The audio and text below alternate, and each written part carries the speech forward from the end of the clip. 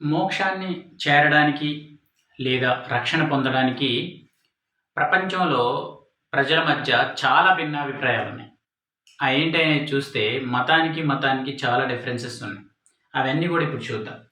So, మోక్షాన్ని చేరడానికి లేదా రక్షణ పొందడానికి హైందవులు ఏమనుకుంటున్నారంటే, పుణ్యకార్యాలు చేయటం వలన రక్షణ వస్తుంది. పుణ్య నదులలో స్నానాలు చేయటం వలన రక్షణ వస్తుంది.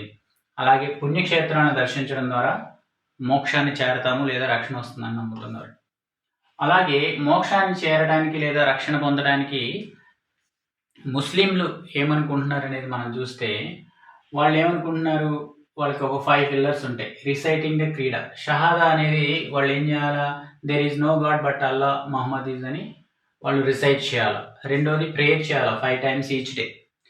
అలాగే జకాత్ అంటే వాలంటరీగా పూర్ పీపుల్కి దానం చేయాలి. నాలుగోది ఫాస్టింగ్ ఉండాలి రంజాన్ మాసంలో. ఐదోది పిలిగ్రిమేజ్, హాజ్ యాత్ర ఉంది కదా, అది వాళ్ళు వెళ్ళాలి. సో ఈ 5 వాళ్ళు ఫుల్ఫిల్ చేస్తే వాళ్ళకి మోక్షం చేరతాము అని చెప్పేసి వాళ్ళు నమ్ముతున్నారు. అలాగే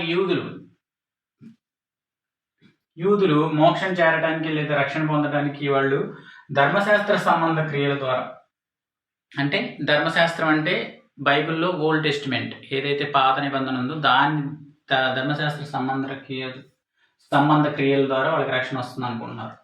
అలాగే నామినల్ క్రిస్టియన్స్, నామకార్థపు క్రైస్తవులు, వాళ్ళు ఏమనుకుంటున్నారంటే క్రైస్తవ కుటుంబంలో పుట్టడాన్ని బట్టి లేదా చర్చికి వెళ్ళటం బట్టి లేదా ఉపవాసం ఉండటం బట్టి రక్షణ వస్తుంది అనుకుంటున్నారు. నిజమైన క్రైస్తవులు ఏమనుకుంటున్నారంటే, అంటే ఎవరైతే తన పాపమును గుర్తించి యేసుక్రీస్తే నిజమైన దేవుడని తన సొంత రక్షకుడిగా అంగీకరించి నీటి బాప్తిసం తీసుకొని మన పాపం మనం ఒప్పుకొని ఏడల ఆయన నమ్మదగిన వాడు, నీతిమంతుడు, పరిశుద్ధుడు కాబట్టి సమస్త దుర్నీతి నుండి ఆయన పవిత్రులుగా చేస్తాడని ఎవరైతే నమ్ముతారో వాళ్ళని మనం క్రిస్టియన్స్గా పిలుస్తూ ఉన్నాము.